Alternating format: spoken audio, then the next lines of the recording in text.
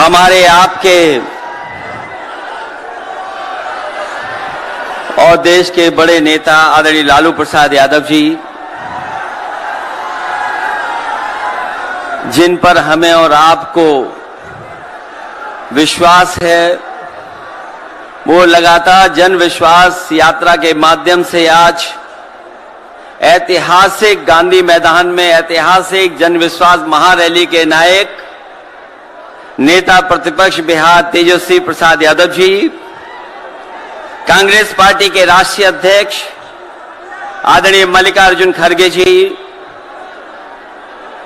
राहुल गांधी जी, आदरणीय राबड़ी देवी जी, महासचिव सीपीएम सीताराम येचुरी जी, डी राजा साहब, सीपीआई एमएल दीपांकर भट्टाचार्य जी, केसी वेणुगोपाल जी, जनाब अब्दुल बरी सिद्दीकी साहब, तेज प्रताप यादव जी और मंच पर उपस्थित बड़ी संख्या में इंडिया गठबंधन के सभी हमारे नेता और इस ऐतिहासिक मैदान में उपस्थित बिहार की महान जनता, पत्रकार साथियों, मैं सबसे पहले तेजस्वी जी को और उनके दल को बहुत बहुत बधाई देना चाहता हूं।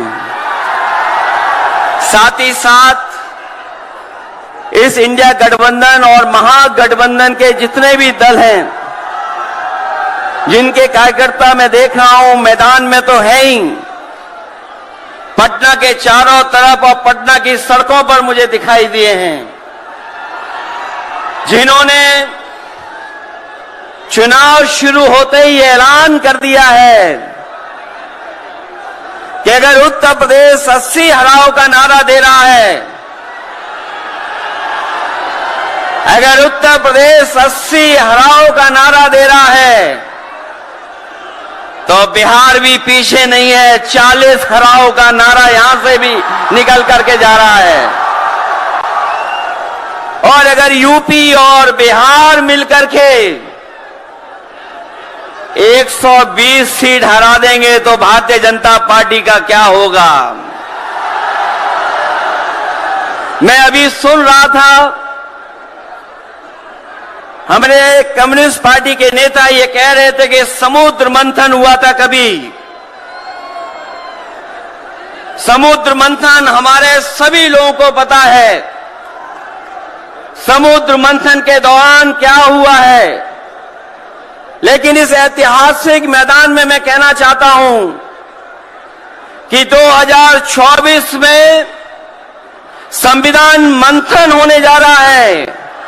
एक तरफ वो लोग हैं जो संविधान बचाना चाहते हैं, संविधान के रक्षक हैं, और दूसरी तरफ वो लोग हैं जो संविधान के भक्षक हैं, संविधान को खत्म करना चाहते हैं। मैं जब बिहार आया हूं आपके बीच में, जब मैंने अखबार उठा करके देखा तो एक युवती ने जान दे दी। एक बेटी जो परीक्षा में दे करके आई थी, क्योंकि परीक्षा को रद्द कर दिया गया, पेपर लीक हो गया, जिसके कारण उसने आत्महत्या कर ली और कहा कि मां बाप से मैं माफी मांगती हूं। यह उत्तर प्रदेश में एक घटना नहीं हुई है। उससे पहले भी कई नौजवानों ने, जिनको नौकरी नहीं मिली, उन्होंने अपनी जान दे दी। जिस से मैं चुन करके आता था, वहां भी एक ब्रजेश पाल बेटे ने, हमारी आपकी उम्र से कम उम्र, उस नौजवान ने पढ़ी लिख ली डिग्री जो थी, उन डिग्रियों को जला करके और आत्महत्या कर ली। ये हालत है देश की। और वहां पर उत्तर प्रदेश में, जहां पर से प्रधानमंत्री चुन करके जाते हैं, जनता ने भरोसा किया उन पर, उनको बहुमत दे दिया। लेकिन डबल इंजन की सरकार ने बेरोजगारी दी है। मुझे खुशी है कि तेजस्वी ने यहां पर नौकरियां दे दी, रोजगार दे दिए, और हम तो वहां 60 लाख बच्चे जिनको पेपर नहीं लिख पाए उनका हिसाब किताब लगाते हैं।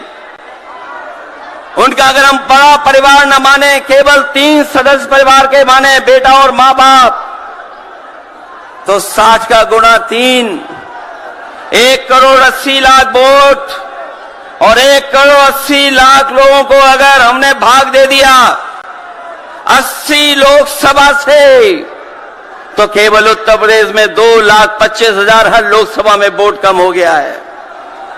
लेकिन तेजस्वी ने बिहार में पलट करके दूसरा काम किया। अभी 3 लाख नौकरी दी, हिसाब लगा लो कितने परिवारों का जीवन बदला।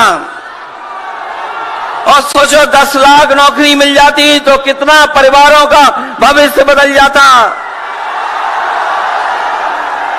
इसलिए जो लोग कहते हैं कि परिवार वाले हम लोग हैं,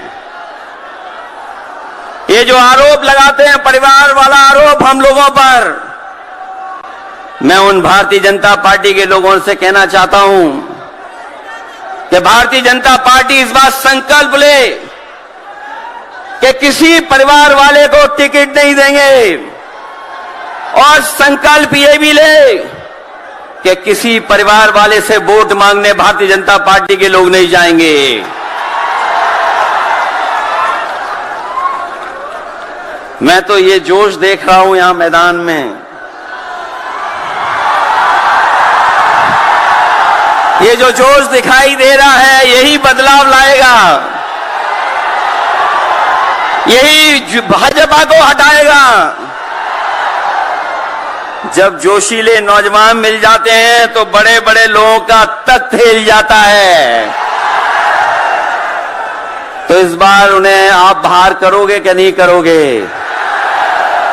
पहली सूची बीजेपी की आ गई, उस सूची में बिहार बाहर है, बिहार नहीं है उसमें। इसलिए बिहार से वो बाहर जाने वाले हैं, यूपी वाले भी बाहर कर रहे हैं उन्हें। इसलिए मैं आप सबका धन्यवाद देता हुआ, और आदरणीय लालू प्रसाद यादव जी का मैं विशेष धन्यवाद दूंगा कि जो इस रैली में पधार करके न जाने कितने लोगों का मनोबल बढ़ाने का काम कर रहे हैं।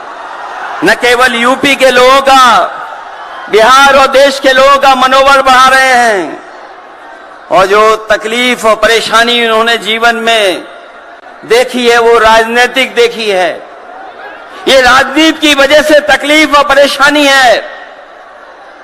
मैं अभी तेजस्वी जी को सुन रहा था, उन्होंने कहा कि एक एजेंसी आ गई।